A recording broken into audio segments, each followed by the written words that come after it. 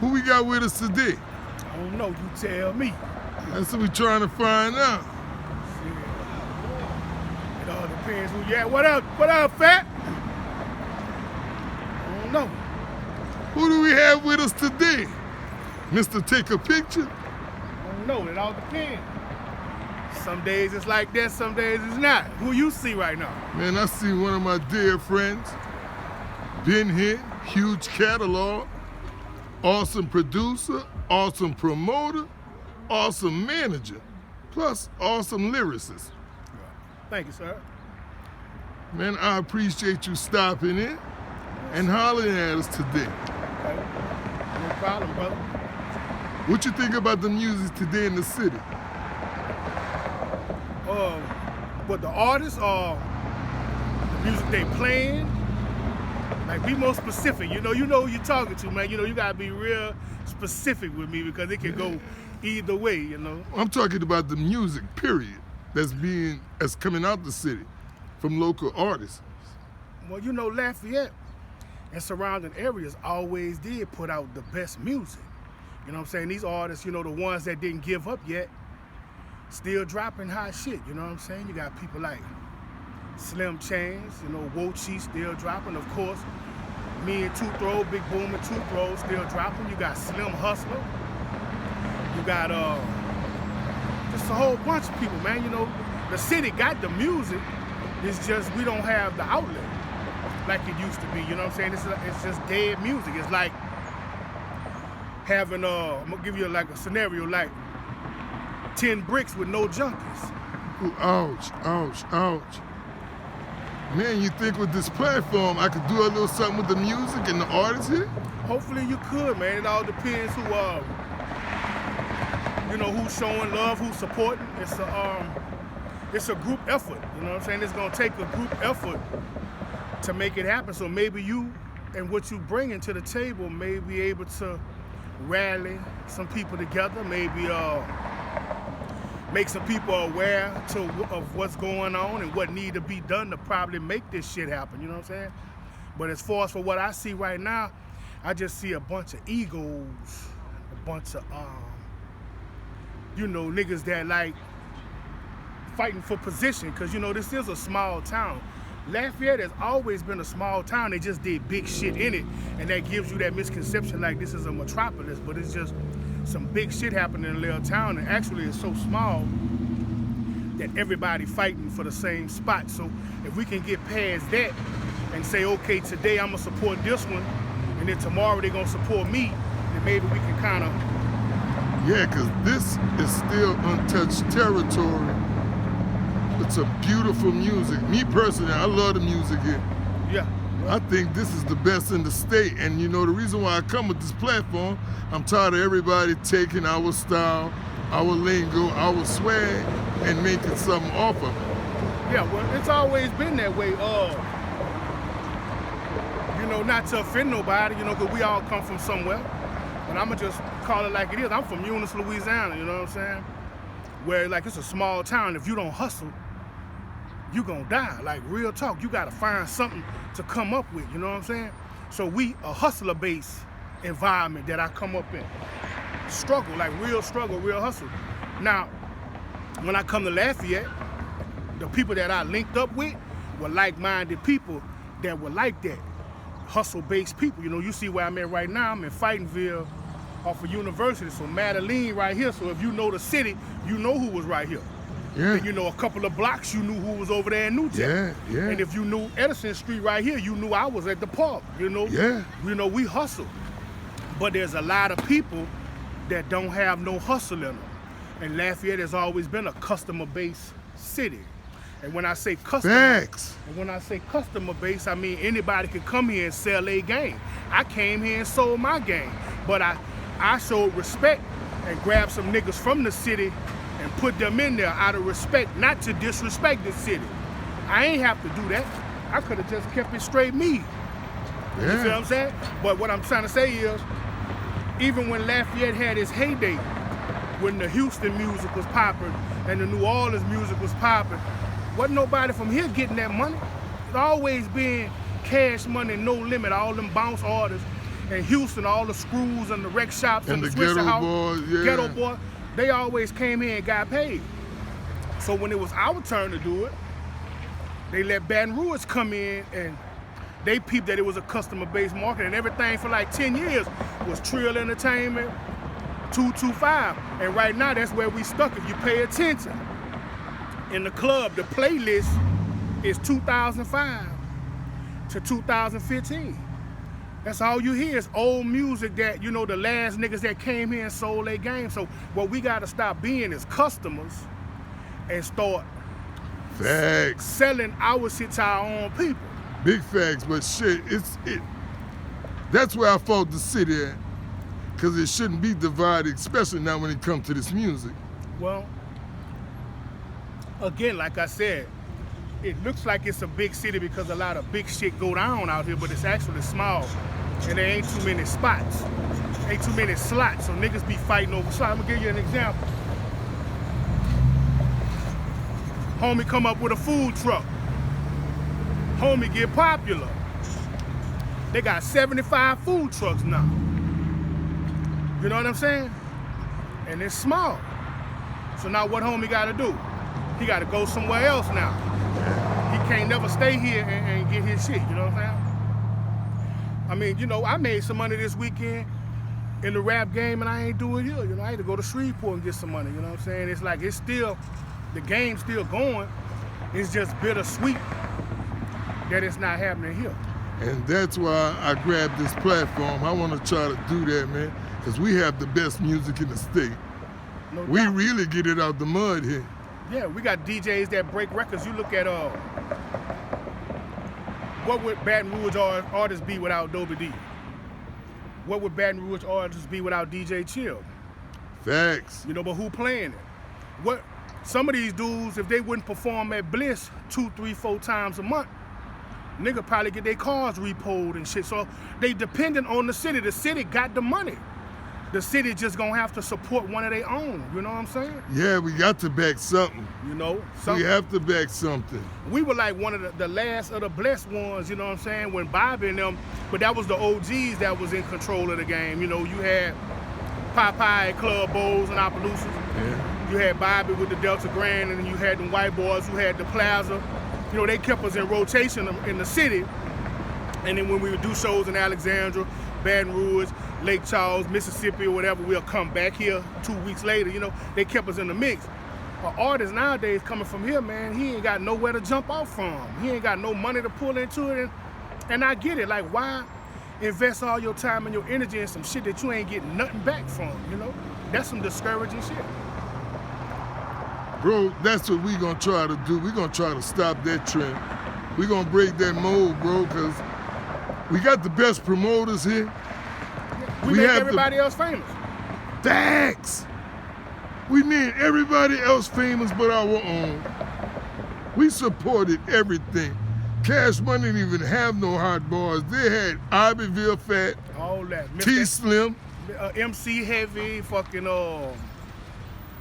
nigga that made the motherfucking I got that red air sense. That's all them, Iberville Fat. you know, niggas like that. You know, we supported that shit. Yeah, man. But Lafayette and 337, I'm gonna just give it to you like this. The 337 got a whole bunch of different sets. You know, you got Opelousas, New Iberia, you got Eunice, Crowley, all that. We all do our own thing. But when it come down to the entertainment, Lafayette is the mecca. Facts. So we follow what Lafayette doing. So, you know, when we used to, I'm gonna be honest with you, and I'm gonna keep it real. Like in the early 90s when we used to come to Lafayette, that shit used to make me sick walking in the club and all you hearing was yap, yap, yap, yap, yap, all that bounce shit, because in my hood, we was on 8-Ball, MJG, Scarface, Spice One, you know what I'm saying? Too Short, E40. Yeah. And you know, you come here, so we started following suit with what the DJs and shit is doing here. So it's like, I don't know what the city gotta do. This a place, I love this place, bro. Obviously, you know what I'm saying? I could have went anywhere in the world. I've been here a long time. But it's gonna take the ones that y'all youngsters looking up to to come to the table, man, and decide what y'all gonna do for y'all city, because Facts. right now, looking like some customers instead of some hustlers, straight up. Facts. Say, what got you into music? Music always, been in my household. Music been around, I always did love music. My mom and my daddy, my uncles, my brothers always played music. But what really made me want to pursue the game was my mom had told me a story about a song she had wrote. And she had wrote a song, on the back of the Jet magazine. They used to have those contests where you can draw, write a poem or whatever. And my mama wrote a poem, and they sent her $25, but she didn't read the fine print where they said, for the $25 you were signing over the song to the Jet magazine. Well, that song ended up being one of Sam Cooke's songs. Like the majority of the lyrics went on Sam Cooke's song, Wow. Send Me Some Lovin'. And my mom would talk about that all the time, about how she regret doing that. So that put me like in the business mind of the game. Like whenever I put some music out, I'm gonna make sure my business gonna be straight. So that really made me like want to get into the music business. But it was something about, even before hip hop, man, I wasn't just no hip hop head, you know what I'm saying? I listened to a lot of Prince, Michael Jackson, Rick James, you know what I'm saying? Commodores, Music. Maze, music. So With no auto-tune. Right. I always, every kid dream about being a superstar in the music or whatever. Now, I know the answer to this, but can you tell my people when you dropped your first song? My first song? First recorded song. 1990. Song, it was a maxi single called Check Out the Melody, with a group called COD. It was me, my partner Big Mo from Eunice, and Jay Swift from Lafayette, Doc Fresh. Yeah. 1990. What was the brainchild behind Double L Records? Double L Records, man, it was already a clique. They had already had they shit together. Scooty and Burfy from off the block started a record label where they had B-Lope from across town and D-Flat, Scrappy, and a whole clique of them. They had the look, but they didn't have the structure. You know what I'm saying? And right at this same store right here, man, I was buying some cigars, and Wendell Glover pulled up on me. And Wendell knew what's up. Wendell knew me from fucking with MC World and Michael Lockett, and I recorded my first song with World. oh yeah, and Bobby Kanye and all them. And he spotted me. He was like, man, what you doing in Lafayette? I'm like, bro, I live in Lafayette now. He was like, oh no, I got to do something too. So he grabbed me and he said, boy, they got some niggas I need to bring you around. So he brought me by Scooty. And when I walked in, the first person I recognized was D-Flat. The nigga with the green eyes. We used to battle them niggas when we come out here for talent shows and shit. Yeah. So as soon as I walk in the house, them niggas, like, you know how a cat back come up? Them niggas was like, woo, what this nigga doing here? And they was like, what's up with it? So we just, instantly linked and whatever. And I started just paying attention to what they was doing, and I seen a few things that they was lacking. So, as I start going around there with Wendell, working on some shit with them, the conversations would come up about the business and shit. And Scooty, Scooty believed in it with all his heart, but he didn't really understand the business. So I just kind of grabbed Scooty and was like, look, lacing him to the game. And he just kept it real. He brought me in. He was like, I want you to help me manage this group. So I came in and helped them put it together, you know what I'm saying? Like the shit that I had learned from the game, I started introducing them to DJs and club promoters, and I took it out of town. The first show I did with Deep South Syndicate was in Eunice. I booked BG in concert, and BG went to jail. So I sold a whole bunch of tickets. I wasn't finna get that money back. So I hollered at Troy D and Dobie D. They was already playing the record. But me and Scooty laced them with a little bread, and they really leaned on the record for about 2 weeks.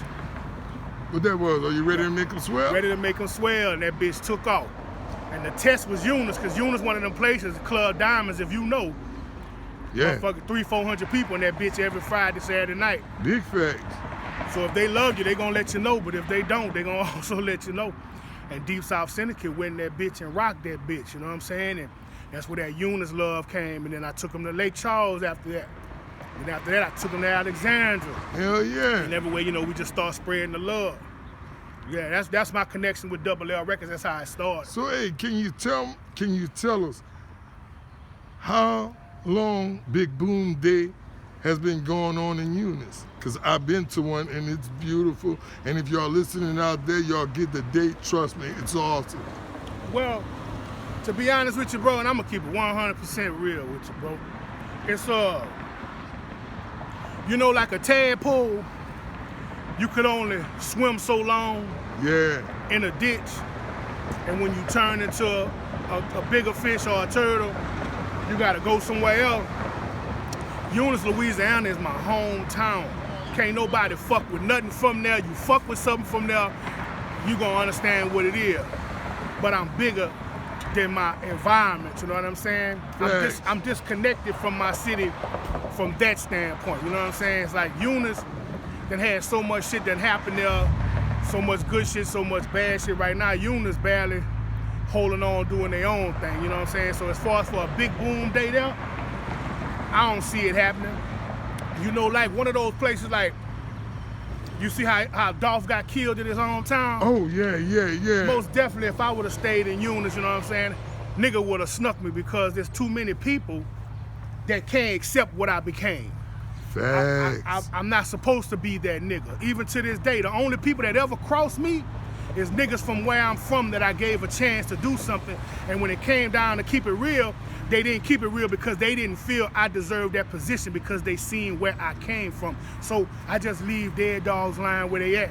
Eunice for life, E-Town. I'm from the sub, 821 South Beulah Street, but I'm bigger than that. Big facts. Say, bro, listen, you know me personally.